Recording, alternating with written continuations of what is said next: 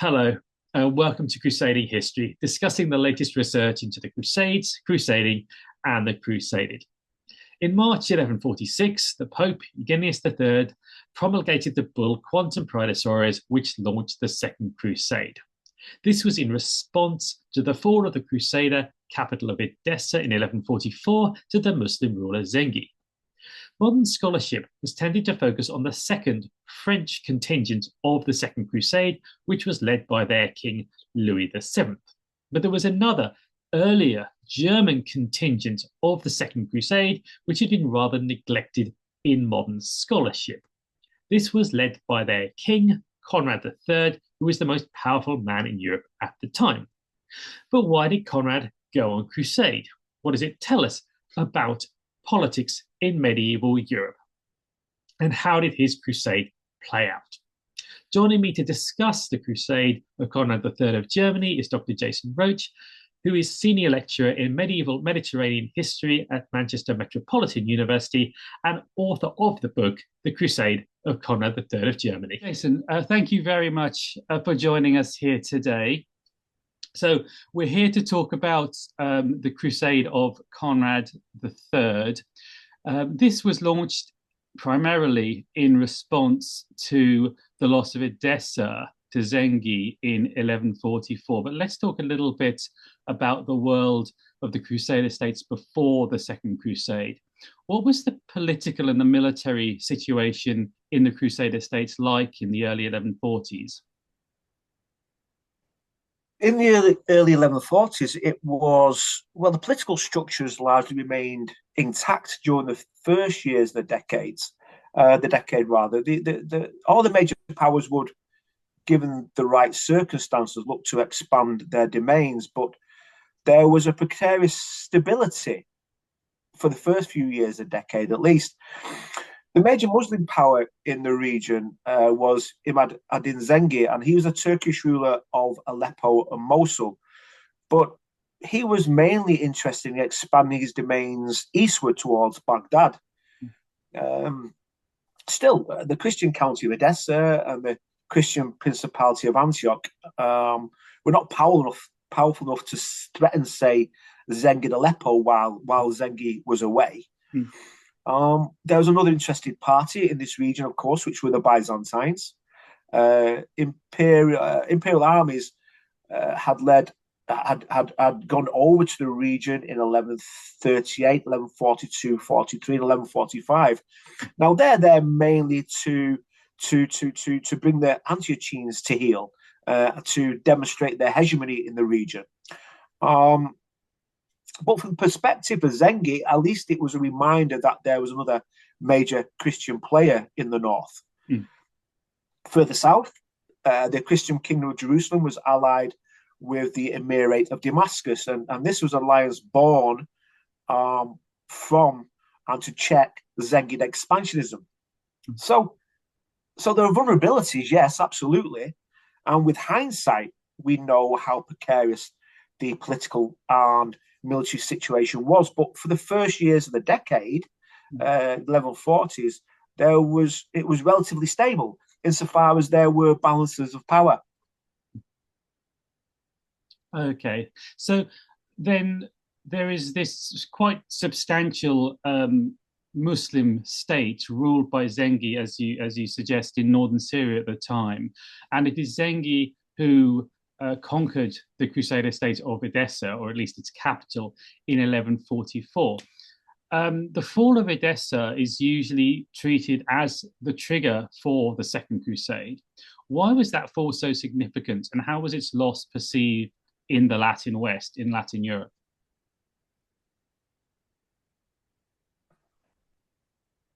It was so significant in a number of ways. I suppose what it did first and foremost, and I think it might be worth mentioning, was expose some of the weaknesses that were there. And we have to talk here more when we think about the impact of Zengi's conquest of Edessa.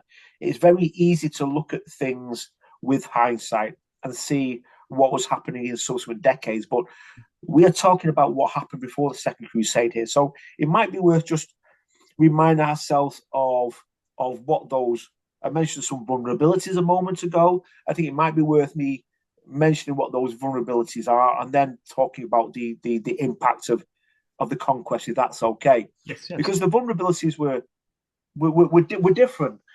There's a sliding scale between fairly stable and vulnerable, I suppose, is what I'm trying to say. Because if you think about the Kingdom of Jerusalem, it had greater demographic and economic resources, but leading up to Zengi's conquest of Edessa itself, Jerusalem may well have imploded. Because why? Well, things begin to happen on the year before 1144. In Jerusalem, the king of Jerusalem, Fulk V of Anjou, he died in 1143, and he left his queen regnant Melisenda, and she began exercising power on her own behalf from that time onwards, although her young son, Baldwin III, and his supporters had begun manoeuvring to establish Baldwin's authority. Now, this eventually led to Baldwin removing his mother from power. So there's a case that at that moment in time, Jerusalem was in a state of civil war, or just about to start a civil war. But importantly, I guess, in 1143 and 1144, the peace which was established between Damascus and Jerusalem still happened. So that's still held. So that's relatively stable. Think about Antioch. The city of Antioch was formidable, and it lay astride key routes in northern Syria and Cilicia, which gave it great strategic advantage. But her prince had to contend with the Byzantines. Raymond of Poitiers, Prince of Antioch, he continually looked to shake off his shackles to the Byzantine emperor. And again, 1143, following the death of John II Komnenos, the Byzantine emperor in 1143, Raymond of Poitiers looked to break the hold, the hegemony, the suzerainty which John established over Antioch, and he went to war. He went to war in Cilicia against the Byzantines. Eventually, 1145, Manuel I Komnenos, the son of John, the new emperor, sent an army over there to bring the Antiochene to heel, and Raymond was compelled to go to Constantinople and seek forgiveness and make peace with his overlord. But again, it shows you how uncertain things were. Take the county of Edessa. Edessa was always vulnerable, geographically isolated on the wrong side of the Euphrates as far as it's concerned. It lacked defensible depth and was cut off from the other Crusader states. Under Jocelyn II, the count at the time, the county appears to have been suffering from poor leadership, limited manpower, and weak alliances. Certainly weak alliances. Its survival depended on Muslim disunity rather than Frankish strength. So when Zengi turned his attention to the city of Edessa in 1144, it simply couldn't hold out. So I think it's worth recognizing that things were stable at the beginning of the century, beginning of the decade rather, but already by the time you get to 1143, just a year before Zengi's conquest of Edessa, things are beginning to destabilize already. Now, why was Edessa important? I mentioned a moment ago that it's really to think about it in the short term, because it's all too easy to see it as the beginning of the decline. But of course, they didn't know that as we do. So what do we think about at the time? Well, in the short term, the loss of the city of Edessa and then the subsequent loss of the county of Edessa, but even the loss of the city itself, its greatest centre and the capital of the county, it destabilized. It destabilized the northern frontier of the Crusader states. And in doing so, it began to shift the balance of power in the north, almost definitely in favour of Zengi. In doing so, I suppose it exposed Antioch and Tripoli to pressure which it was somewhat shielded from before. In the West, there was a psychological impact. It was believed that the the very presence of the Latins in the East was now at risk. It's quite clear from the appeals that went westwards that this is what they thought, although there may be elements of hyperbole in there because they're trying to get people to come to help them. Because news of the fall of Edessa prompted appeals to go westwards to the Curia, to the Pope, and it directly triggered the first proclamation for the Second Crusade, which was by Pope Eugenius III in December 1145, and of course it was most famously articulated by Bernard of Clairvaux. Okay, so then how did papal policy and what the Pope's saying, and figures like, as you say, Bernard of Clairvaux, turn what happened in the East, in Edessa, into a much larger multi-front crusade, taking in not just the Eastern Mediterranean, but Iberia and up into the Baltic as well? It was largely accidental. I don't think this multi-front crusade was preconceived. I think it fell into place. But Bernard of Clairvaux, with his mandate to preach in support of the Eastern Church in Outremer, what he effectively did was sanction an extension in the scope of the enterprise when he attended an imperial diet in Frankfurt in March 1147. Now, at the diet, I mean, he's helping recruit and offering his support for the mobilization of the crusade. But he's definitely on a recruitment drive. But it seems whilst he's there, a number of Saxon princes declined his invitation to recover Edessa because this was the casus belli and remains so at this moment in time. Now, the Saxon princes justified their decision by referring to the adulterous activities of the neighbouring pagan Wends in the southern Baltic region.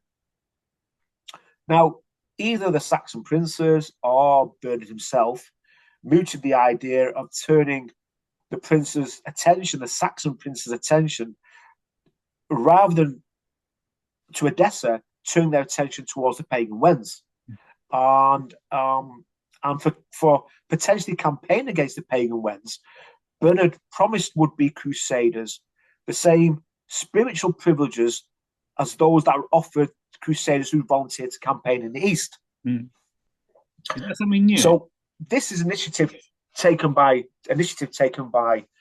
Bernard, but the Pope quickly reacts to it. Pope Eugenius III quickly reacts to it within a month. Within a month, he reacts to this initiative, which seems to have been taken by Bernard with his mandate to preach, without license from the Pope, but he has given Bernard a mandate to preach. So Bernard has took it upon himself to offer these spiritual privileges, the crusade indulgence, to would-be crusaders to campaign in the southern Baltic region.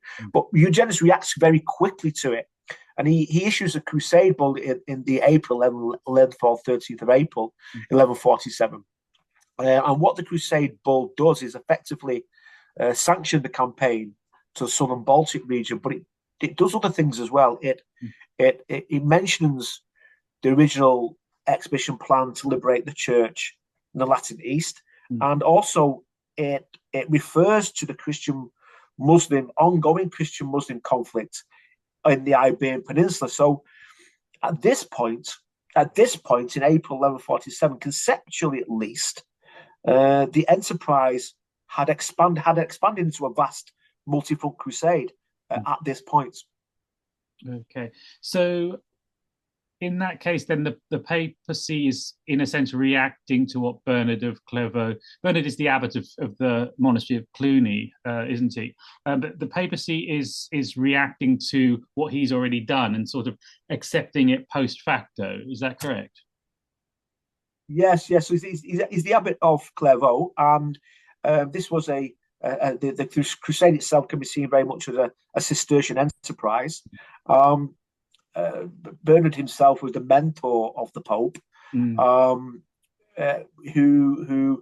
Bernard, of course, was the foremost spiritual leader of his time, and he is a man of great spiritual authority, and he appears when he has been confronted with the Saxons' reluctance to take up his offer to volunteer to go and help the Christian brethren in the East by saying, no, look what's on our doorstep. We have these idolatrous pagan Wends, and the historiography goes along these lines. And this is mooted to in letters that Bernard wrote in support of the Wendish campaigns, or the campaign against the Wends, that if we the Saxons are to leave our homeland, we would leave the back door open to the pagan Wends to invade over the Elbe. Now then, it seems that Bernard has made a decision, undoubtedly in consultation with the princes, that look, okay, I understand where you're coming from. And Bernard, who believed very strongly in the forthcoming apocalypse, and in his mind, the pagans over the east of the River Elbe needed to be converted, or even destroyed, which is a whole other thing to talk about. But the important thing is, he said, okay, go and campaign east of the River Elbe against the pagans. So he is opening up a new front, which he does at the Imperial Diet. Now, there's nothing at all to suggest that this was planned before Bernard went to the Diet in March. There's nothing to suggest that this was done in consultation with the Pope or with anybody else. So all we can see from the documentation is a month after, the Pope reacts to Bernard's initiative, and the Pope then sanctions the campaign against the Wends to say, yes, okay, you will receive the crusade indulgence, etc. But again, within that same letter, within that same bull, what he does then, he places it within the same context and concept as the campaign to the east. And again, he places the campaign against the Wends with the same concept and context as the ongoing conflict on the Iberian Peninsula between the Christians to the north and the Muslims to the south. And in doing so, what he does at that point, the Pope at least, is he brings these three different fronts, all within the same conceptual framework. So it doesn't appear to have, there's nothing to suggest that before April 1147 that this was something which either the Pope or Bernard were thinking about. It seems to have developed, and it seems to have developed under Bernard's initiative at the Frankfurt Diet. Okay, and this is, I guess, traditionally seen as the point in which crusading moves from a kind of Eastern Mediterranean focus to much wider geographical context and much wider in terms of target, etc. Okay, so as you sort of intimated there, then Bernard of Clairvaux is preaching within the German realm, within the Holy Roman Empire at this time. And Conrad III, the German emperor, takes the cross at this point. Now, he was the most powerful ruler yet to go on crusade. Why did his decision to do so matter so much at the time? It matters in a couple of areas. One is quite obvious, I suppose. You mentioned that he was the most powerful man yet to assume the cross. So we're talking here resources. If we, first and foremost, with the practicalities, and I think it may be just interesting for listeners to get one aspect of that. Because yes, he's the king of the Romans, what we call the king of the Germans, but that made him emperor-elect of the Western Roman Empire. Now, he's a man of great substance, and each man of substance obviously led a retinue or contingent on the crusade of armed men. And they are associated with the man of substance through kinship, affinities, service, contract or a mixture of some or all of those things. Now, a lord's military following included freemen and ministeriales. And now the ministeriales, they could have expected to join their lord on campaign. Now, the ministeriales, they were men of unfree status, and they were mostly mounted warriors. And the elite corps of 12th century retinues consisted of these mounted warriors. These are the milites, or the knights that we read in Latin sources, but those of the mid-12th century German ecclesiastical and secular aristocracy were predominantly ministeriales. Now, the mounted ministeriales, these, and they are referred to as what we might call knights or milites in the Latin sources. They probably outnumbered free milites by about 3 or 4 to 1 in the 12th century. Now, why is this important? Because Conrad could certainly compel his own ministeriales and probably the imperial ministeriales to join the campaign. But it's more than that. There was an ancient connection between the German church and the imperial office. So it meant that ecclesiastical resources, including ineffective ministeriales, were theoretically at the disposal of the emperor-elect. Now, we don't know yet. Nobody has looked at this yet. Could the ecclesiastical ministeriales, and that means every ministeriales who was owned by the church, could they have been compelled to campaign alongside the Stauffer and the imperial ministeriales? We don't know the answer to that, but still, it doesn't really matter, because Conrad would have commanded a contingent probably comparable in size, if not bigger, to any on the Second Crusade. This is a very powerful individual. So his numbers swell the availability of manpower on the Crusade. So that's important in its own rights. But there's more than that. Because of who he was, Conrad's participation shaped contemporary expectations. Many believe that the involvement of such a powerful ruler, the most senior secular ruler in Christendom, would guarantee success, especially when it was thought that he was doing God's work, which was clearly what they thought he was doing before they set off on march and before things began to go wrong for them. And this certainly raised hopes in the Latin East that we have this most senior secular ruler doing God's work, coming to help them, and the hopes were very high. I guess perhaps most importantly, though, this takes us back to the practicalities of why Conrad's involvement was important, was that his decision to take the cross in late 1146, which was just months after his greatest enemy, Welf VI, had taken the cross from St. Bernard's own hands. It seems to have had a catalytic effect on recruitment. Once the German king took the cross, other major princes, commanders of large numbers of knights and free knights and ministeriales, they also followed suit. So now we had 2 crowned heads of Europe, King Louis VII of France, leading or heading at least what we might call a French army for convenience on the Crusade, and Conrad III of Germany leading what for convenience we could call a German army on the Crusade as well. So it meant then we have crowned heads of Europe leading armies in numbers unmatched since 1096. So Conrad III's decision to take the cross mattered. It mattered in terms of the proposed campaign turning into a genuinely pan-European enterprise. And this dramatically heightened both expectations and stakes at the time as well.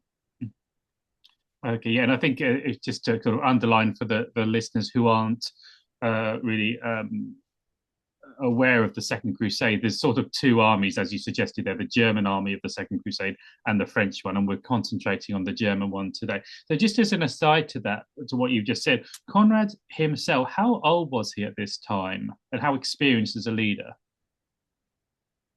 He's very experienced. He is probably in his late 40s, and he's very experienced as a leader.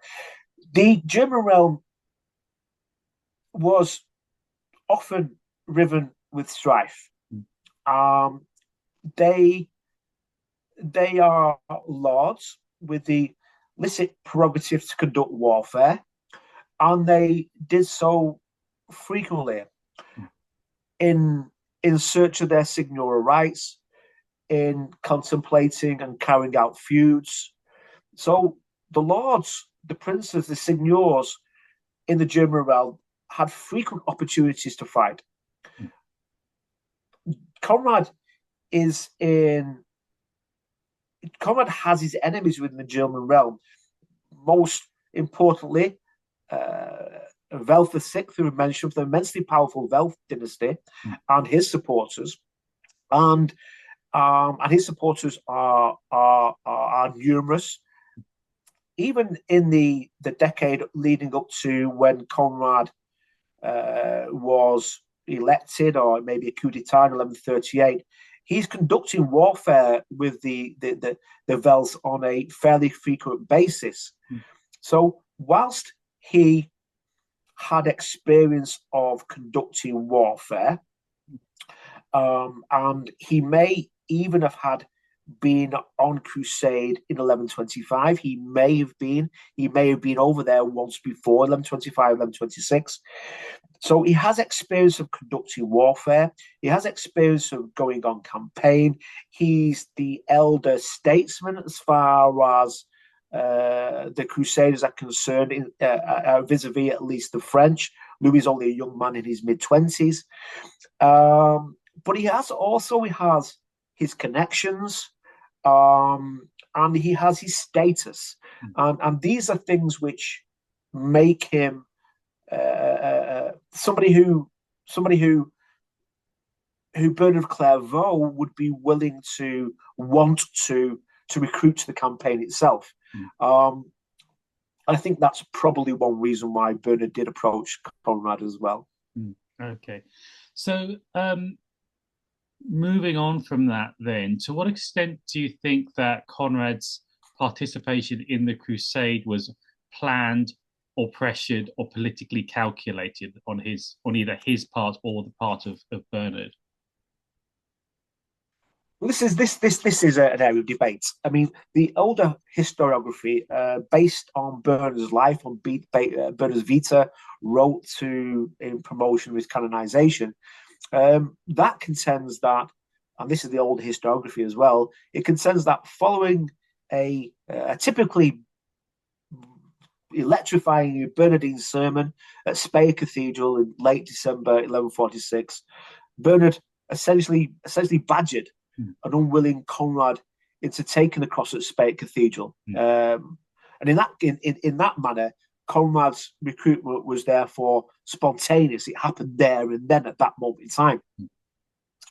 More recently, it has been contended that Conrad's breaking down in tears in a great show of humility at Speyer, and his receipt from the hands of Bernard of Clairvaux of a cross and a banner which just happened to be placed conveniently nearby, by the way, was a spectacular act of recruiting theatre. This was a demonstration to onlookers of the power of the Holy Spirit, which had gripped Bernard of Clairvaux, a demonstration that the planned expedition and Bernard's preaching, because this is in his vita after all, Bernard's preaching were the products of God's grace. In other words, more recently, it has been contended that what happened at Speyer was not spontaneous, was actually planned by Bernard and Conrad. Now, certainly, Conrad and the other German princes knew why Bernard was at Speyer. They couldn't have been surprised by him asking them, do they want to take the cross? And Conrad, at least, was certainly already receptive to the idea of taking the cross before listening to Bernard's famous sermon. I mentioned just a moment ago, he may well have been in the Latin East 1125, 1126, when, incidentally, Baldwin I of Germany Baldwin I of Jerusalem rather had actually marched on Damascus, which is something we'll come back to maybe. Now, I'd like to add to that taking the cross was a monumental decision, and one only made when not least, the princes, including Conrad, had established and reconfirmed bonds of mutual support. Because before taking the cross, they each would want to know that first they would be accompanied on the crusade by their powerful kin and allies. And this had to be discussed and planned before taking the cross. There had to be planning involved leading up to that monumental decision, very public and monumental decision to take the cross. Moreover, I'd say this, that the German princes also knew that the resolution of disputes and the cessation of hostilities between warring factions in the German realm were prerequisites for embarking on an extended campaign on foreign soil, such as leading imperial armies over the Alps to go to Italy, for example. One had to have peace at home before conducting war abroad, put it very, very simply. Now, this might be achieved through the implementation of, say, bilateral truces or the proclamation of a peace ordinance. But greater security was to be had when hostile parties were engaged elsewhere other than the German Empire. This would help maintain peace at home. So this is why I argue that the product of the meeting between Bernard of Clairvaux and Conrad at Frankfurt, a second meeting at Frankfurt earlier during a second visit of Bernard to Frankfurt, I should add, during the previous November, I think the product of that meeting probably best belies the supposed spontaneity of their actions at Speyer, because the veto, Bernard's veto, it states that the abbot's first mission upon entering the German Empire was to talk with the king, to talk with Conrad concerning the need to settle a number of disputes in the German realm, feuds essentially in the German realm, before the abbot could begin to preach in support of the crusade. Now, those disputes were surely broached at Frankfurt, and encouraged by Conrad III, the abbot journeyed then to the Upper Rhineland. Now,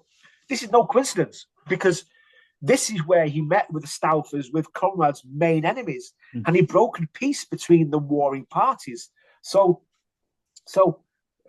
when Welf VI received the cross from Bernard's own hands on maybe Christmas Eve, 1146, at that point, the king's most bitter and active enemies had committed to undertaking a campaign on foreign soil. So Bernard's activities in the Upper Rhineland, they surely encouraged Conrad's decision to take the cross. In other words, Conrad's decision to take the cross was planned. It certainly made sense for Conrad to join the expedition, given his experience, his influence, his relations as the emperor-elect to the Western Roman Empire, as I just mentioned before. Okay, so despite the importance of Conrad himself, his crusade has often been sidelined in modern narratives, particularly when compared to the French crusade army of the Second Crusade, which happened around the same time. Why do you think the German expedition led by Conrad has been so persistently either misunderstood or overlooked? I think it's misunderstood and overlooked, and it's owing largely to the nature of the primary evidence. And the best way I can hope to explain this is just taking a step back, really, and comparing with the nature of the evidence for the First Crusade, if I may, just very, very, very quickly. The First Crusade at the end of the 11th century was deemed by contemporaries as self-evidently miraculous and self-evidently providential. And in the Middle Ages, it was probably the most referred to event in all the sources. It'd be very nice to find how many times it was referred to. Maybe AI can do this at some point. But anyway, maybe. But what does that mean? Well, it means that there is a relative wealth of participant accounts and a whole raft of near contemporaneous sources who read or heard of the expedition. Now, in their minds, and in the minds of every Christian who wrote or remembered the First Crusade, the First Crusaders had fought at God's behest and under his guidance, and the Lord repeatedly awarded them with victory. This is self-evident. Self-evidently, the First Crusade was God's instrument in his divine plan, because the First Crusade was glorious and providential. Now, in short, then, and because of such reasons, there's a relative glut of primary sources on the First Crusade. And notably, I guess, all the most important sources and detailed accounts are available in modern translations. So the First Crusade has got a lot of attention. Now, let's consider the Second Crusade and the Christians' failure to achieve anything of note once they got to Levant. For the Christians, the Second Crusade was an ignoble failure, not to mention a very anticlimactic ending to the campaign at Damascus within days. Now, in the theocentric or God-centric worldview of the expedition's participants and potential contemporaneous authors, the reasons for the Christians' failure, just like the reasons for the Christians' victory, were self-evident. They, unlike the First Crusaders, weren't worthy of God's support. Indeed, their alleged avarice and wrath and pride caused God's wrath, and therefore, unsurprisingly, the participants were punished. The campaign was a catastrophe as far as the Christians concerned. Now, to the medieval mind, the medieval Christian mind, suggesting that human weakness caused the divinely sanctioned expedition to fail was both tolerable, and understandable. So this all made sense to them. The Second Crusaders didn't deserve victory unlike the First Crusaders did. So unlike those medieval authors of the First Crusade, who exalted at length in the divinely ordained achievements of the First Crusaders as they saw it, potential medieval authors of the Second Crusade were not inclined to do the same. And Bishop Otto of Freising, who was half brother to Conrad III and accompanied the king on the expedition, he could not even bring himself to write at length about his experience on the crusade, writing, and I quote here, "Since the outcome of that expedition, because of our sins, is known to all." Right. We do have one lengthy participant account of the expedition. Odo Doy, chaplain to King Louis VII of France in the Second Crusade, who we mentioned just once or twice before, was a monk at the Abbey of Saint-Denis. Now, he wrote a participant account of the Second Crusade in the form of a letter addressed to Abbot Suger of Saint-Denis. Now, because it's lengthy, detailed, and crucial for our understanding of the expedition, at least before the elite corps of the French army following Louis VII arrived in Syria, because it's so detailed, important, and because it's the only one we have of this very nature, it forms the backbone of histories of the Second Crusade. But given its focus, the Crusade of Louis VII, Conrad III's Crusade, in comparison, has not been given the attention it deserves. So in short, there is a dearth of extant Latin accounts of the German expedition, and perhaps accordingly, there has been a reluctance to offer a fresh examination of Conrad's Crusade. Now, I argue that Conrad's Crusade has been persistently misunderstood. Now, owing mainly to literal, bald, straightforward readings of the main sources of the Crusade that we do have. Now, the Crusade has come down to us through three main sources, to which now should be added a fourth. Now, I've already mentioned Odo Doy's and his letter written in Latin to Abbot Suger of Saint-Denis. Now, it was well known that Odo wished to proclaim and demonstrate his king's piety and leadership in the French endeavour on crusade. He wanted to provide a logistical and topographical guide for future pilgrims. All the while, he's wanting to arouse ideas of revenge against the Byzantine Empire, who he blamed for the privations of the French on crusade. And he still had to try and acknowledge that the divinely sanctioned expedition in which he, Louis VII, and the army that followed the king took place had suffered greatly. Now, I add that this was a very unenviable task, an unenviable task of presenting his demonstrably pious King's Crusade in a way attuned to what was a Capetian Dionysian agenda, in which the Capetian kings, Louis VII and his successors, and the monks of Saint Denis, beginning with Suger, they worked together to in each other's advantage. Now, interpreting the failures on the campaign of the French Crusade as God's chastisement for the sins or the spiritual weakness of the French, as Odo knew so many others would do, this was not germane to the ideals of political agenda of his abbot and king. So he had to try and do something else. And I argue that what he does, he propagates a partisan Capetian Dionysian reading of the Crusade. And he does this by subtly shifting blame for the problems and the privations which the French encountered on the Crusade onto the shoulders of others, the Germans very much included in this. And he does this with omissions, embellishments, and shrewd twists of emphasis. So the source has its problems. So that's the one lengthy Latin account. The other three main sources are Byzantine, written in Atticizing Greek, and I think it'll just help if I address them in reverse chronological order here, Alex. Reverse chronological order of their composition. First is Nikita Choniates. Now, he composed two versions of his history.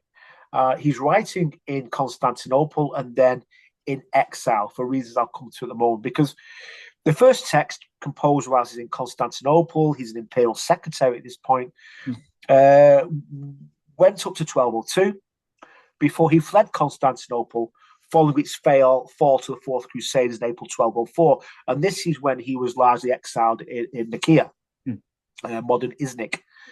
Now, after 1204, he took a comprehensive, extended, but still unfinished revision of his great work.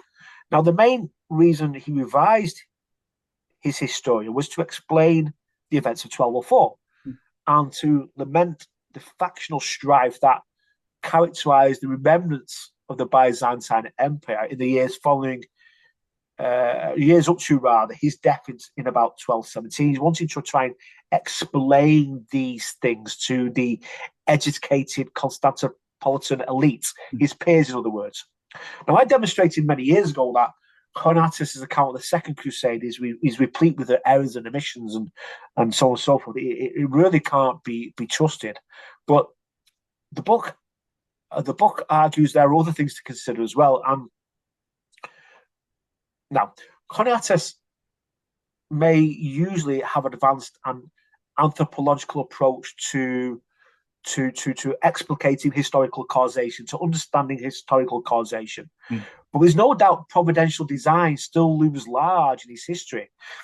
He explained the defining events of this period of Byzantine history, which was the conquest and sacking of Constantinople by the Fourth Crusaders.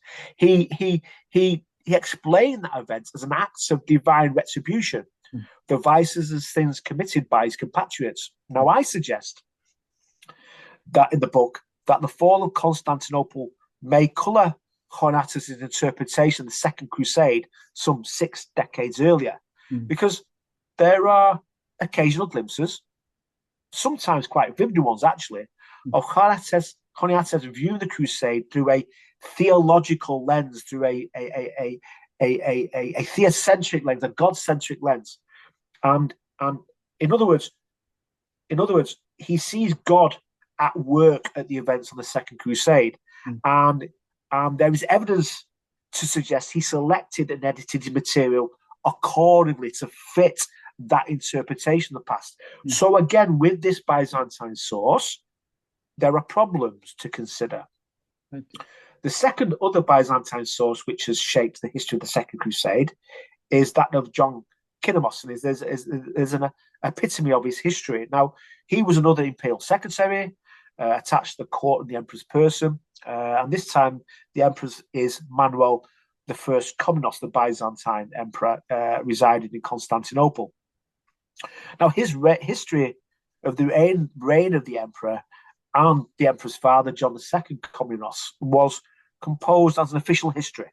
Now, I argue that Komnenos hoped to shape for his hoped-for audience a sanctioned version of Manuel's reign, as projected the last embattled years of Manuel's life when Komnenos was writing from around about 1176. By the time of Manuel's death in 1182, now this is important to the point I'm trying to make here, the emperor had effectively been conducting a Cold War, for a little over 2 decades, really, with Conrad III's stoutest successor, who was Frederick I, known at this point as Holy Roman Emperor, and he's a claimant to the Roman imperial title. And now this is something we'll come back to. Now, Komnenos projects what's going on in the last embattled years of Manuel's life backwards onto the events of 1147. I argue that with his official history, what Komnenos does is, in effect, write a prose encomium, a eulogy to Manuel's handling of the Staufer menace in the Balkans and outside Constantinople. In fact, I suggest that Komnenos' history probably is best read through the lens of an encomiast writing in the late 1170s and early 1180s. And I think it should be treated as such. So again, it's problematic.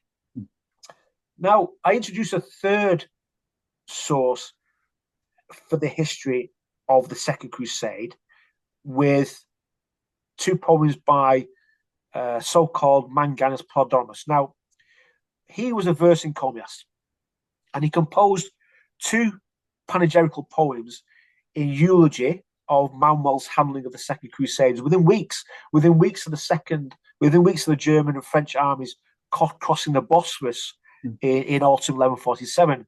So what they do, these sources, is they offer us a snapshot of the official professed attitude to the Second Crusades at this very time, whilst they just overcrossed the Bosphorus into Anatolia. But again, there are problems. Verse encomia were, however, sanctioned imperial media and tools of imperial propaganda. So we can't really trust them. So what do we have? We have Odo Doi, we have Nikis Choniates, and we have John Komnenos. And these are the 3 sources that underpin the history of Conrad's Crusade, to which now should really be added so-called Manganus Prodromos.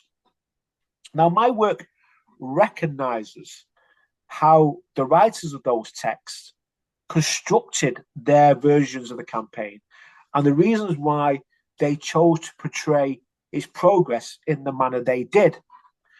And it's clear to me, and I hope the book demonstrates this, that the main texts that sustain the conventional historiography of German campaign are unsure foundations upon which to base opinions and conclusions on the conduct and behaviour of the Germans and the Prince's leadership. And when we recognise it, that this significantly undermines prevailing interpretation of the Crusade, and it demands entirely fresh examinations of the campaign. Okay, and certainly your book does that. Now, you mentioned kind of previous interpretations of Conrad, and particularly 19th century and early 20th century historians often portrayed him as being indecisive or as being weak. So how does your work challenge that assessment? Yes, Conrad's poor reputation, well, we have to really see this as a historiographical issue. So I'm just going to talk about that for a moment, if I may. Because the historiography of Conrad's reign and by extension then his crusade, it remains rooted in the political soil of mid to late 19th century Germany and in the debates, the contemporaneous debates, the so-called constitutional and national questions and by extension the hope for shape of a German nation state.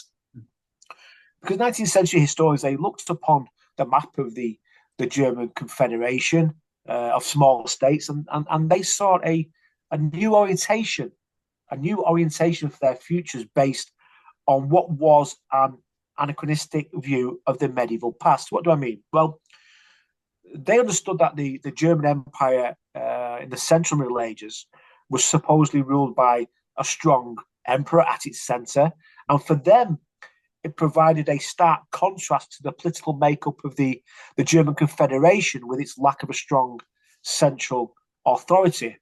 Now, they looked at the historians of the time, they looked at the particularism of the small states and the ultramontanism of the Roman Catholic Church, and they identified them as the supposed forces holding back the creation of a new German Empire in the 19th century with a strong power at its centre. Now, what 19th century historians did was witness parallel forces at work in the Central Middle Ages. And they saw the German princes challenging the king's power and the Pope's hold over the church, undermining monarchical will. So what happened is that 19th century historians tended to form opinions on the kings of medieval Germany based on the monarch's ability to counter these forces and the king's contribution to the creation of a nation and a strong central authority. Now, that was prevailing interpretation of history. And Conrad's reputation didn't fare very well under this prevailing interpretation. When he was compared to his successors.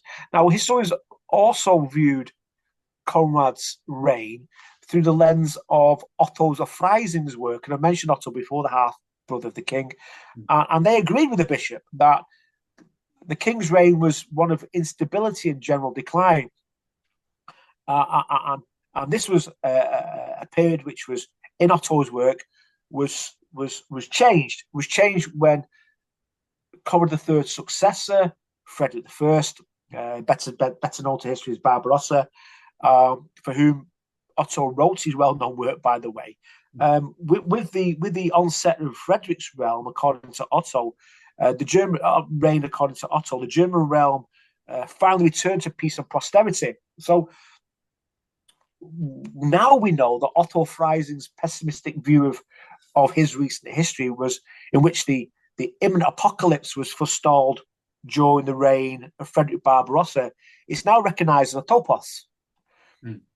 So we no longer take it as seriously as did 19th century historians. Now, but there's much more than that, because Conrad's accession to the throne also troubled 19th century historians.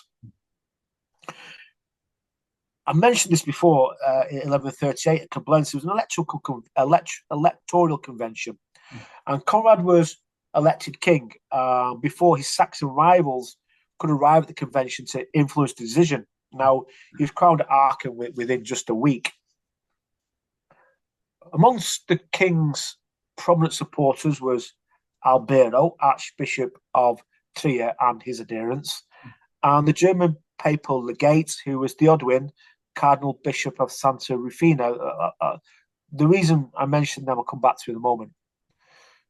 Now, German historians, 19th century German historians, could not forgive Conrad or the German church for what happened at Koblenz, because to their mind, Henry the Proud should have become king. Now, Henry the Proud was a Welf, of the immensely powerful Welf dynasty, and he was Duke of Saxony and Bavaria. He was Margrave of Tuscany, and he was undoubtedly the most powerful prince and prominent member of the Upper Germany aristocracy.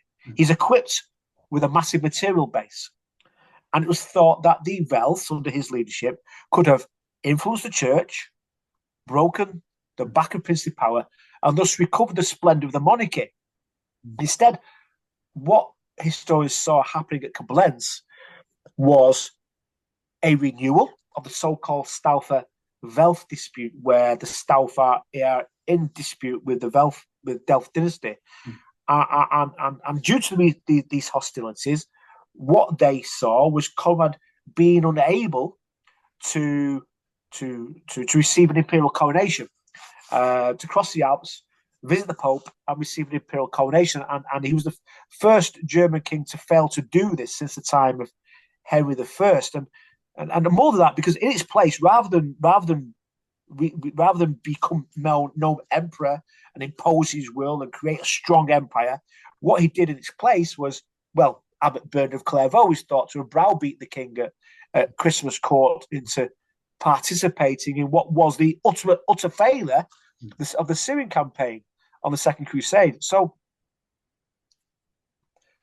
he sometimes was described as brave and chivalrous and friendly, but this was a man who was, in the 19th century, universally vilified as indecisive, as poorly educated, as a weak character. And he was accused of leaving the German realm in a weakened state upon his death in 1152. I'll just finish with this when I mention the historiography. In a well-known work published in 1923, which enjoyed numerous editions until the 1970s, a German nationalist historian known as Johannes Haller, he famously labelled Conrad as an ineffective Pfafferkönig, a clerics king. And he was dominated by the church, unable to govern in his own right. So yes, what I did was I recognized that 19th and early 20th century mores, concerns, and expectations shaped the historiography of Conrad's reign, and by extension then his crusade. And I realized that so much of the modern history of the crusade was based on literal, bold, and selective readings of the problematic sources I've just mentioned, and on this flawed historiographical tradition. Yeah. And I realized that without expositions, thorough expositions of the portrayal of the German protagonists in the original text that sustain much of the historiography, and lacking alternative methodologies to interpret the original data differently, what essentially happened is historians have followed their medieval predecessors in laying blame for the failings on the crusade on individual agents or individual actors like Conrad III. So my new history challenges traditional, more recent interpretations of the German campaign and Conrad's role in it at every turn. And it does it through an unparalleled examination of the textual evidence and by seeing and doing things differently, Alex. Okay, then. So with that in mind, then, do you think it's more simply that the 19th and 20th century German historians were just reading those texts at face value, or was it that they had this kind of idea already within their minds about Conrad, and the source material just gave them what they wanted to see anyway? Yes, it's the latter. It's the latter. They looked on Conrad's reign as being an abysmal failure, for the reasons I mentioned before, and what could have happened should Henry the Proud have succeeded rather than the stouther King Conrad III. And then they found what they were looking for in the sources, and those sources confirmed what they thought they already knew. If we take John Kinemos, Conrad is largely portrayed as an unruly, indisciplined barbarian who could not control an indisciplined rabble who followed him on crusade, who was able to impose his will at moments of crunch, such as in Anatolia. John Kinemos definitely had agenda at work here, and he wanted to portray Conrad in this way as a foil for his imperial virtue of his own emperor. He employs Conrad as a foil for that purposes. Then we have Odo of Doi. Odo of Doi looked to blame anyone but the French, and particularly his own king, for the problems and privations encountered by the French. And he laid a lot of the blame on perfidious Greeks, but also on, again, unruly rabble that followed the German king. These drunkards who Conrad could not control, so on and so forth. So So we have 19th century concerns, mores, and expectations of what a German king should be. Conrad did not meet up to those for the reasons I've just mentioned before. And then they saw what they thought they should see in the primary sources. What we have to do, of course, is recognize that what we think we know of the past is shaped by concerns of the time and place the history is written, in this case, 19th century. And we also, of course, what we recognize now much more than our 19th century predecessors is that we must treat our sources much more critically than they did. So they read their sources at face value. They give a bold, uncritical reading of them. They gave what was a very selective reading of them because it justified their own preconceptions of Conrad as a weak and failed king. Great, thank you.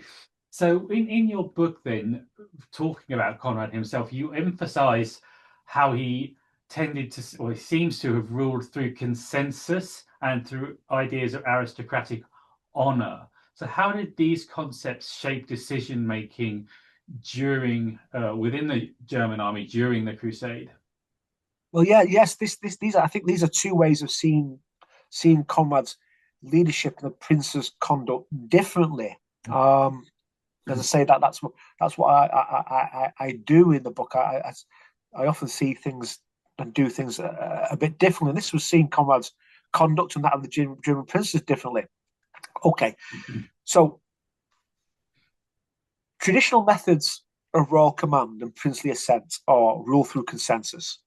They were evident from the time Conrad took the cross, which I have no doubt he did in consultation with his princely allies and kin, for reasons I mentioned before. They each needed to know they're not marching on their own. They want their greatest, most powerful supporters with them, and that takes a process of negotiation and discussion.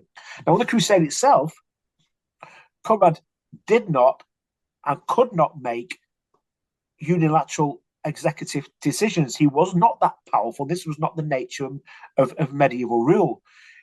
He was the first among equals. He was the first among equals in a council of princes, and this council of princes is conspicuous throughout the expedition. Now, disagreements may have been arisen at the councils, and errors in judgment may have been made, but this was merely monarchical rule with noble counsel and consent in action. So Conrad has traditionally been blamed for poor decision-making during the course of the campaign, but he made those decisions in concert with his princes. So if blame is to be proportioned, then it has to be shared amongst the King's Council of Princes. Conrad did not make those decisions on his own. Now, when it comes to honor, we see the aristocratic concept of honor shaping the prince's decision-making during the Crusade. So perceptions of aristocratic honor and shame shaped contemporary perceptions of rank and conduct. Honor was a flexible notion that it incorporated internalized and individualized concepts of honor, but it was also relational in that it resulted from relationships with people.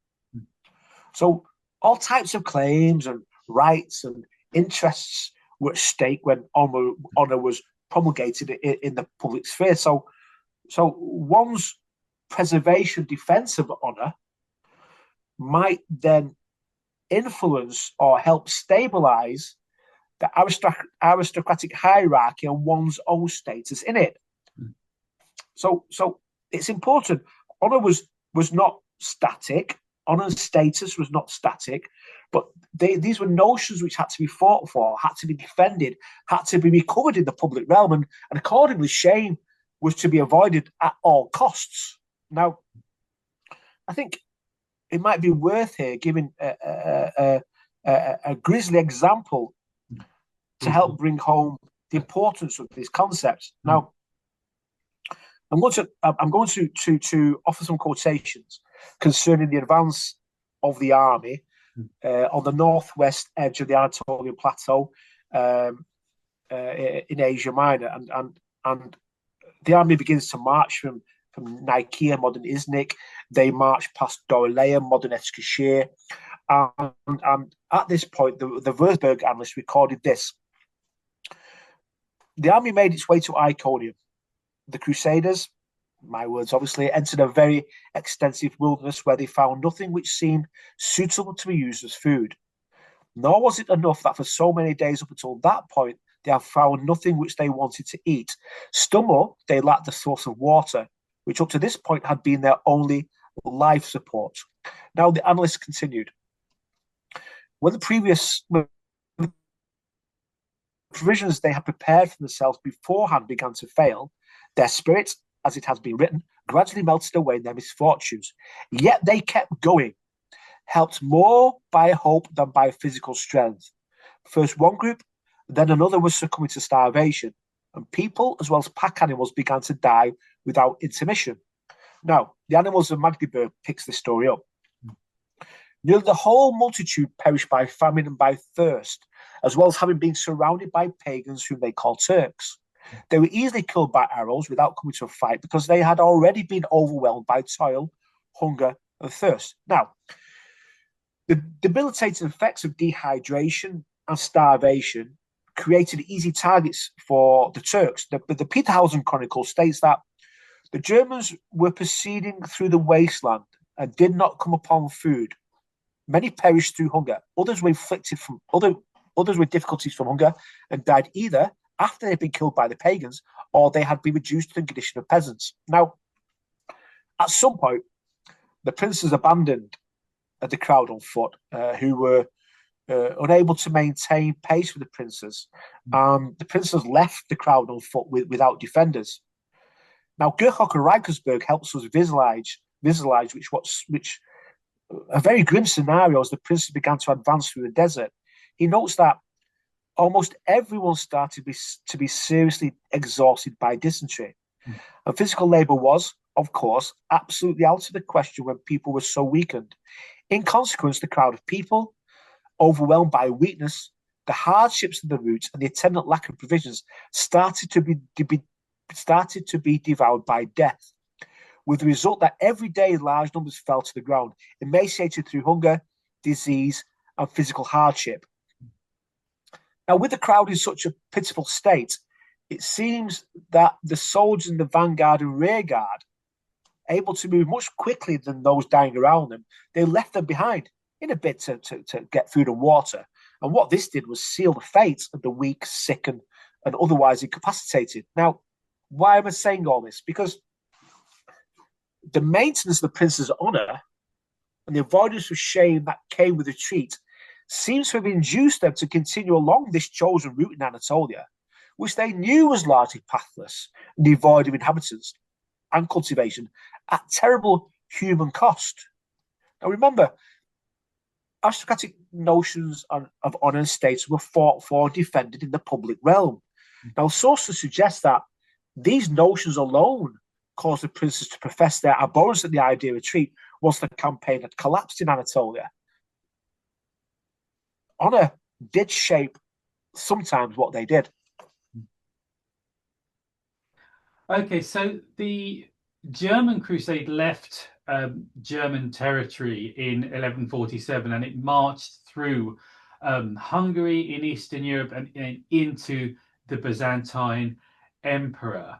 So this then leads to a bit of a problem between Conrad himself and the Byzantine Emperor Manuel I Comnenus. And the relationship between these two has long been framed in the historiography as being either hostile or mistrustful. How did competing ideas of imperial dignity, and indeed who was the emperor, affect their interactions? It was honour, again, associated with what historians call the Zwei Kaiser problem, or the problem of two emperors, rather than hostility or mistrust that was at stake here as well, really. And we can't believe John Kinemos and Odo Doy, who respectively rather speak of hostility or distrust. Now, this doesn't mean that there wasn't a standoff outside Constantinople when Conrad III refused to attend on Manuel in the city. Let me explain. Western rulers, including the kings of Germany, understood what constituted equality and what reflected superior and inferior status. And the location where parties met was an essential factor in establishing status. And the very act of attending on someone was a symbolic act of inferiority. Now, Conrad, in his correspondence with Manuel, projected himself as Manuel's aristocratic equal. That is, he projected himself as the Roman emperor. In this case, the Western Roman emperor, while Manuel was the Eastern Roman emperor, the Byzantine emperor. Conrad projected himself as Roman emperor, and his honor demanded that he be treated as such. Now, the king could not be seen to court Manuel's favour by attending on him in Constantinople, because this would be detriment to Conrad's honour and accepting an inferior rank with regard to the Eastern Roman emperor. It's something he wouldn't do. Now, the problem for them both was that they were firm allies. Manuel had married Conrad's adopted daughter in early January 1146, and there's no doubt Manuel wanted to discuss the alliance, which was an anti-Italo-Norman alliance, or an anti-Roger II alliance, to put it in simple terms. There's no doubt that Manuel wanted to talk about that because it was very important to him. There's no doubt that Conrad needed to talk with Manuel, would prefer to speak with Manuel face to face, to talk about how am I going to get across Anatolia. So they would like a meeting. So I argue that they had a clandestine show of meeting as equals outside the city. Now, these meetings, which I'll come to, the way they met, which I'll come to in a moment, was implied equality. It implied equality in the princely and political statuses of the protagonists, and they were preferred when one party feared that attending on another would affect his honour negatively. So what happened? Well, Conrad and Manuel advanced towards each other outside the walls of Constantinople on horseback. Now, the symmetry of the movement in this greeting ritual recognized the identical statuses of the participants. And what it did then, it's thus ensured that the two could sit and converse, both physically and symbolically, as equals. So the manner in which Conrad and Manuel met each other was therefore provided the audience, as few as they were, but they both would have had a train with them, with a recognized way to gauge the monarch's relationship. And as far as the Germans are concerned, as far as Germans and princes are concerned, they met as equals. And remember, Conrad projected himself as Manuel's equal. And the fact that Manuel actually met with the German king outside Constantinople was a significant concession, a significant concession by the Byzantine emperor to the Western king, who was, after all, his new father-in-law and a much-needed ally. Yes, certainly. So, again, in traditional historiography, there's been a lot of focus on what's perceived as being German indiscipline within the Byzantine Empire as they march through it, and the violence that this caused. But how do you think logistical pressures, particularly things like food supply and markets, could offer or do offer a different explanation for this violence and disorder? So to offer the first explanation for why the violence occurred as it did, the book ascertained the likelihood of the Byzantine regime being able to provide adequate market infrastructure in 1147, because this was the way which an ostensibly friendly army, Christian army, was to advance through Byzantine territory, was to buy its food at markets. So I tried to work out the likelihood that could happen in 1147. Now, the endeavour first required an appreciation of the size of the army that accompanied Conrad III on the crusade. And so what I did was I took advantage of recent developments in prosopography and digital humanities, and I identified 31 men of free aristocratic status capable of mustering sizable contingents and retinues who took part in the campaign. Now, the size of the army following the 31 princes was then modelled at 12,000.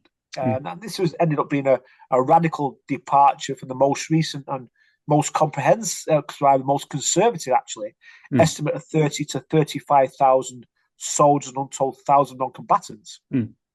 I suggested about 12,000 in total.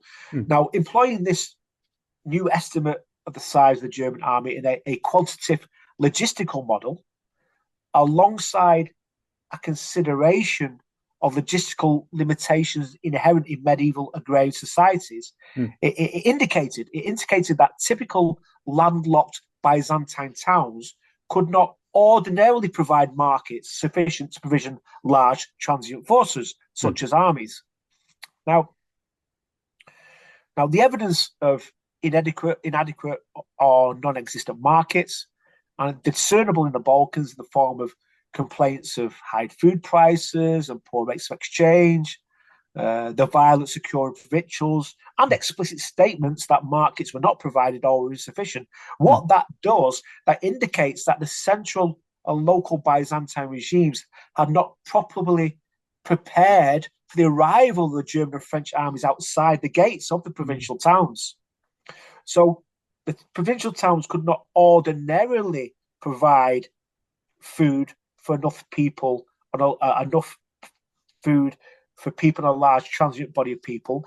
And all the sources suggest that they had not prepared for the arrival of a large body of people. So what we have then are free market forces in operation, and scarce food is sold at inflated prices. So what did Manuel Comnenus do? Well, Manuel Comnenus, he catered for the victual needs of the Crusades leaders with his largesse. Now, his largesse was, yes, a token of peace and friendship, but it was also an adjunct of his power. He could do this. This was a gift.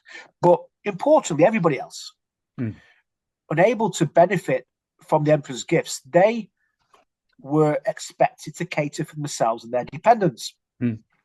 Now, what happened? Well, the plight of the people, which caused by their inability to purchase market provisions sufficient for themselves and their dependents during the long march, it says that it's evinced by the number who had already died through starvation or were too weak to continue on the campaign already at Constantinople.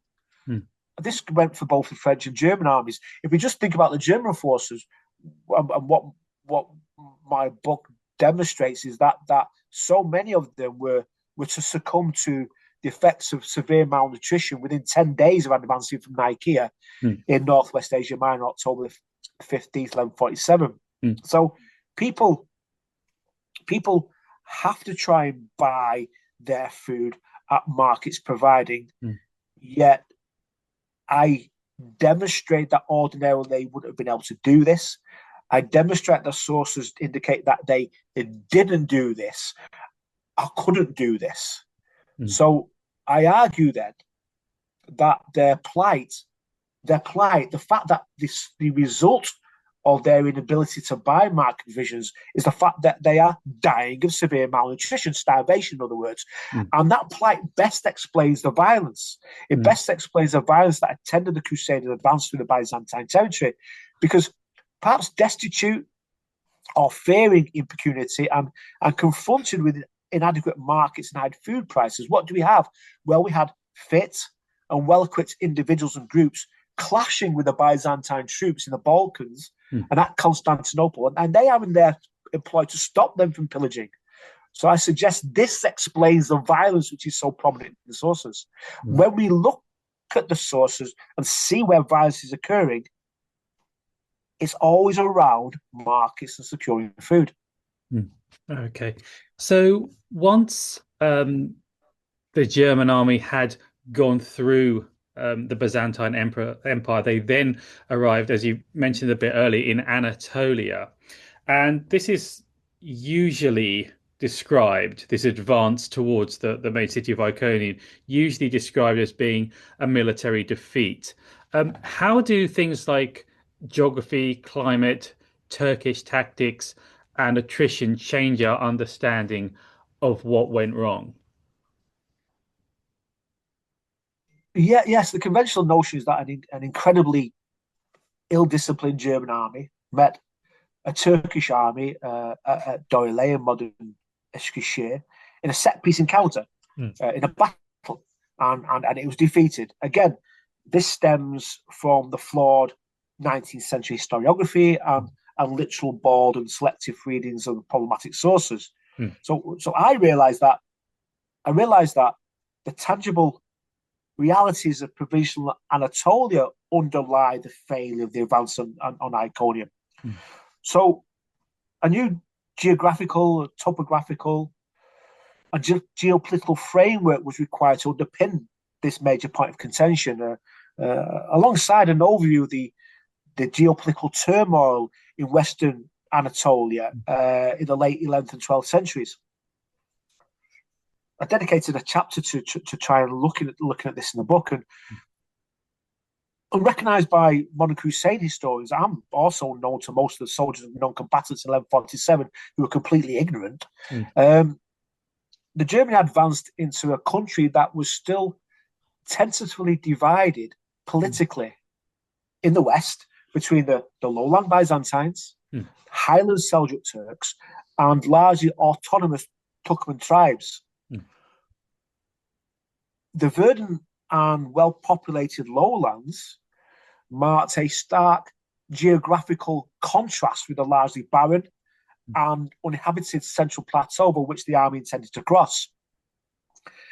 In the mid-12th century, Anatolia was a sparsely populated land of fortified towns and castles, not the flourishing cities in the plains of the Roman Empire. And these fortified towns and castles were still subject to the martial predilections, the pastoral way of life of the Turkmen tribes. The Second Crusaders found this country absolutely unforgiving. The devastation wrought on the German army in Anatolia was not due to Greek perfidy or Byzantine self-interest. It was not due to German indiscipline or poor leadership. The evidence does not hold for any of these historical graphical conventions. It really doesn't. The damage was the direct and unequivocal result of malnutrition and dehydration and their attendant diseases, the attendant exhaustion. All of these are significant markers of logistical and victualling crises. These are the reasons the Germans encountered their problems in Anatolia. Okay, so I mean, I guess that is, in a sense, where the German Crusade of Conrad III, as a separate entity, finished. But could you just quickly run us through how the rest of the Second Crusade played out after that, after the destruction of the army, as it were, in Anatolia? So the German army heads back. They retreat. They head back. They retreat to Nicaea, and they are very fortunate to then encounter the army following Louis VII of France. Now, Louis VII of France, as Conrad III before him did, intended to follow the auspicious path of the first Crusaders over Anatolia. But Conrad III counselled Louis along the lines of, I couldn't march over the Anatolian plateau because we do not have arrows which suffice to combat hunger. I'm paraphrasing, but he's basically saying that they failed largely due to hunger, due to starvation. And the result of that council was that the two armies, now combined, much weakened German forces, plus the forces accompanying Louis VII, they marched westwards in a huge detour whose significance has really gone unnoticed. They marched west all the way to a place called Adramyttium and then south to Ephesus. They'd already marched, this is already about a 630 kilometer detour, as measured on major roads by modern transport. Now, at that point, Conrad was ill. He'd been struck by one arrow and was too ill to continue on the path which Louis chose. What Louis chose to do was march up the Meandros River Valley and to a place near Laodicea. At Laodicea, by the way, he came across the remnants of another army. This is the army of Otto of Freising, who separated from the German king at Nicaea, for logistical reasons, I argue, but was absolutely devastated by the time it got to the edge of the Anatolian Plateau, but the southeast edge rather than north, so the southwest edge rather than northwest edge, where Conrad's army was devastated. Then Louis made himself, the remnants of Louis's army made its way to Italia, the south coast of the Mediterranean, and eventually Louis and his magnates, they abandoned the weaker, poorer elements and disease-ridden elements of the army to make their way to Syria. Now, Conrad III, he was transferred back to Constantinople on ships provided by the Byzantine Emperor and convalesced with the Byzantine Emperor in Constantinople over the winter. And in March 1148, he boarded ship, a Byzantine ship, and he sailed to Syria as well. So now we have the remnants, the elite corps of the French and German armies, both now just the elite corps. Those men with the ability to buy food and those men with the ability to steal food. Everybody else without the ability to buy food or steal food died. But the elite corps managed to reach Syria. Now, at that point then, there was conversations between Conrad and representatives from the Knights Templar and Hospitaller and the German king, the Jerusalemite king, young King Baldwin III. And a decision was made to target Damascus. Now, Edessa at that time, and the recovery of Edessa, of course, was the original casus belli, the recovery of Edessa was an unattractive proposition. By this time, more of the county of Edessa had been lost.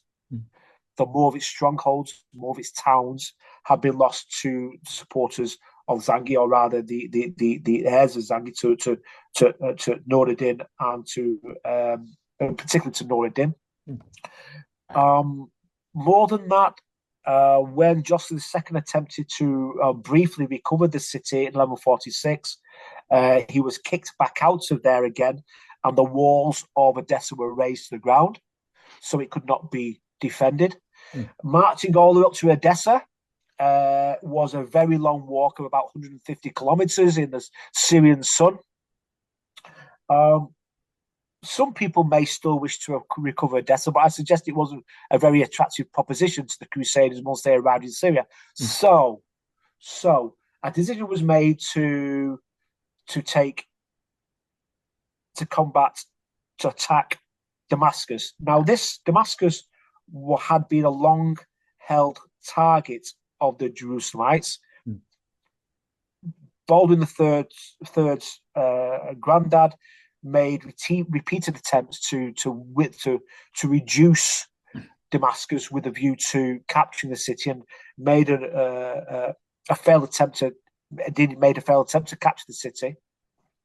I suggest that with the arrival of the Second Crusaders, the young king looked to absorb some of the legitimacy, some of the authority, to combat alongside the French king, to combat alongside the German king, the emperor-elect of the West Roman Empire. The young king needs this authority, needs a success, because he's still enthralled to his mother, the Queen Regnant, who is the de facto ruler, although by this time they are legitimately joint rulers. And he needs a victory. So I suggest, whilst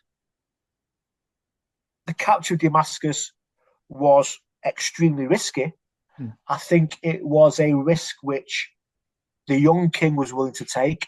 And I think it was a risk which the other kings, Louis VII and Conrad III, were also willing to take. At this point, there's no doubt that they still thought they were doing God's work. And they believed they could replicate, even outdo, the glorious providential deeds of the first settlers by taking what was an emirate. Damascus was a huge emirate that lay near contiguous to the Jerusalem kingdom. It's no surprising that Baldwin I wanted to take it, in all honesty. And I think Baldwin III took the opportunity by the arrival of the Second Crusaders to target Damascus. What happened? Incredibly, around 3 weeks after officially making the decision to go and target Damascus, official decision made at a great council in Palmyra near Acre. 3 weeks after that, they begin the march. This is no preparation. So they couldn't and didn't prepare a large baggage train of food. Our main Latin source for what happened at Damascus is the source of William Attaya, who's writing some 35 years later, and he's composing his work with the hindsight that at the time he's writing, the Second Crusade was a failure. The political situation of the Kingdom of Jerusalem was in a parlous state. He was quite prophetic in that he seems to really have foresaw that the greatest Muslim ruler at that moment in time, one Salah ad-Din, was bring destruction on the kingdom. So he's writing in a very gloomy mood, let's put it that way. And he looks to blame his predecessors, unnamed barons, for causing the campaign to fail. What happens? The Crusaders set off. They take, and William Tide takes us this, just enough food to last them. They arrive with just enough food. And according to William Attaya, they begin to campaign around the gardens, market gardens of the kingdom of the Emirate Damascus, around its capital, Damascus itself. Now, William is unsure exactly what goes on. I've just finished writing an article about this, by the way, but I'll try to stick what I'm going to tell you now of what the historiography, insofar as the published work is, which the latest voice on this was of the same year was myself in my book, and Nick Morton in his excellent book, which is on the military history of the region up to 1187 now. So the historiography it largely follows William Attaya's explanation that there was something which happened, which caused the Crusaders to withdraw. Now, the conventional historiography, right up until 2021, and mine and Nick Morton's work, held that the campaign was stalling in the market gardens in the orchards and market gardens of Damascus, and the Crusaders knew that a major Muslim relief force was on its way. So because it was stalling, because they knew there's a major Muslim relief force, they stopped their attack in Damascus and retreated.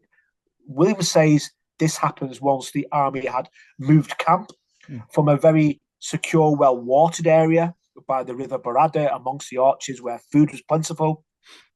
They moved camp to a different area, and when they got to this different area, this is when the kings were subject to treason. This is when the kings, well, rather unknown barons, Syrian barons, Palestinian barons, advised the kings that, look, you can enter the walls, you can gain entry to the city much quicker if you move camp. So they moved camp, learned that there's no food or water there, learned that food and water there, so retreated.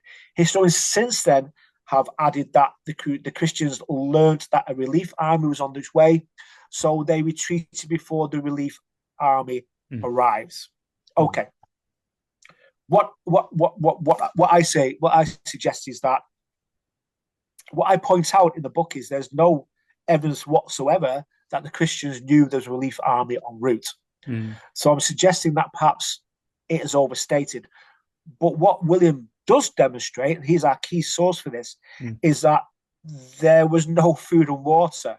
Now, perhaps your listeners would not be surprised to learn that I can see that in the sources. When one is attuned to what happened to the Second Crusaders in the Balkans and Anatolia, perhaps not surprising, I can see that in the sources where others haven't. And it appears to me that what the survivors of the campaign, what they remembered, bear in mind they say nothing about the approach of the relief army, what they remembered is that there was no food and there's no water. So I'm suggesting that they retreated because they lacked food and water. That's why. Now, why did they lack food and water? Well, I suggest, and Ibn al-Khalisi, who was an eyewitness to the events in Damascus at the time, what he tells us is that the Muslim defenders had defaced the water, defaced the wells, had destroyed other places of water. So there's no water for the army. Now, they are fighting in the July Syrian sun. They need water. Their horses need water. So there's no water. Why, I ask, if they are initially encamped amongst the orchards, why is there no food when they move camp? It does not make sense. They would carry food with them, surely, on their beast of burden or on their person. Yet within 2 days, there's no food. So I suggest that the Damascenes, who are fully aware that their city is to be defended, what they do is they strip the orchards and the market gardens of food. Which means there's no food available to the Crusaders. There's no food available to the kings, to the king of Jerusalem and his followers. So what they do is my book suggests, yes, okay, they moved camp, but when they were there, they realized there was no access to water. When they moved camp, they realized that they could not have enough food with them. So what did they do? Well, they retreated after only 5 days before. Well, while they still physically able to do so. Had they left it any longer, they would not have been physically able to do so. They would have been completely destroyed. My forthcoming article, incidentally, I'll just drop this in, Alex. My forthcoming article argues against myself because what nobody had done up until now, and including me, was try to work out what was actually the strategy before arriving at Damascus. And it appears to me there were 2 phases to their strategy. One was to establish control of the market gardens and orchards, and in doing so, compel the Damascene defenders to capitulate.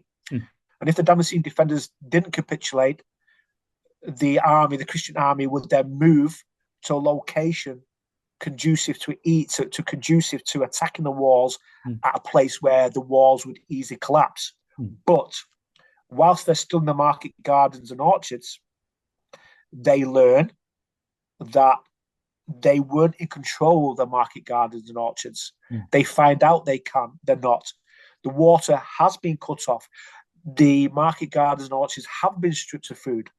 So what they actually did was they retreated to the market gardens and orchards without moving camp. They didn't implement phase 2 of the campaign purely simply because without control of the orchards and the hinterland around Damascus, they couldn't implement phase 2.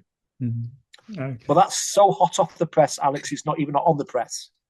Okay, well, our listeners will be very glad to hear what's coming next. Thank you. So, I mean, that was the end of the Second Crusade and the rather ignominious end. And after that, there was this retreat with a lot of mutual recriminations between the various different people, and it kind of collapses. But in terms of how we remember or how we think about the Second Crusade or rethink the Second Crusade, if we do so, if we reassess it in the way you're proposing, how does it understand our how did it change our broader understanding of the Second Crusade in its entirety, and maybe even more broadly of medieval warfare?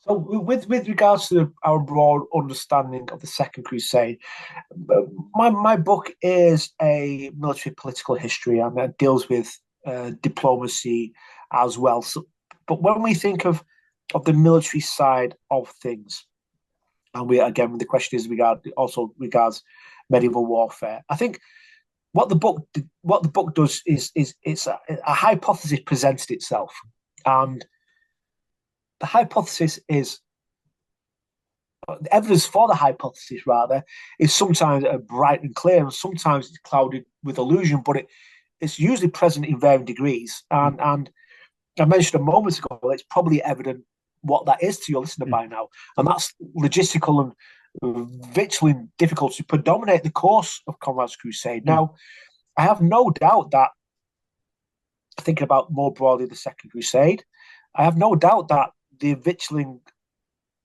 logistical difficulties also predominate Louis VII's crusade. I have no doubt about that.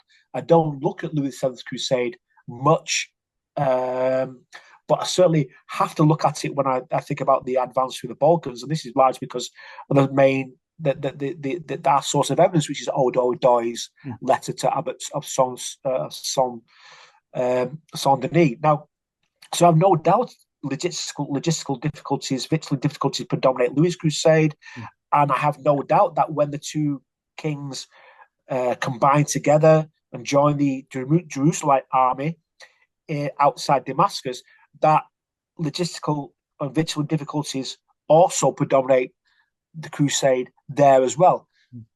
That, of course, all of these things I'm saying are points of debate, but that's where I think we would reassess the Second Crusade more broadly, is by bringing logistical and victualling concerns to the fore, because they predominate proceedings.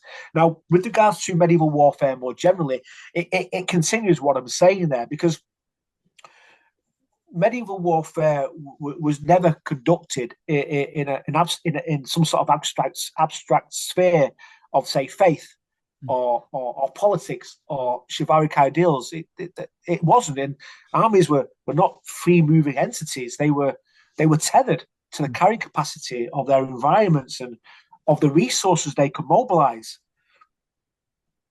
That's a simple statement of facts. So I guess my reassessment of Conrad's crusade and the emphases I have throughout the book, what it does is remind us that every campaign was shaped by the practical demands of supply, transport, and provisioning. Every campaign.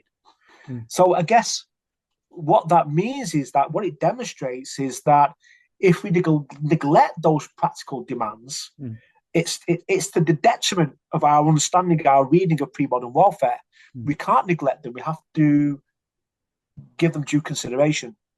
Yeah, and I guess, those are things which are, to the medieval chroniclers who we rely on for the information, these are things that are actually quite boring and they don't really tell us about, but it's extremely important for us to know and to see what's going on with these kind of logistical aspects to the campaign. Sure, they favour the spectacular, they favour the crusade sermon, they favour the battle. Their readers, their listeners themselves were not particularly interested in the practical demands, the infrastructures which allowed campaigns to take place. But if we neglect them, we can't understand the campaigns. Okay, great. Well, Jason Roche, thank you very, very much for joining us today and talking about your book. It's been really, really fascinating to hear you speak, and thank you very, very much. And my thanks again to Dr. Jason Roche for taking the time to talk to us about his book on the Crusade of Conrad III of Germany.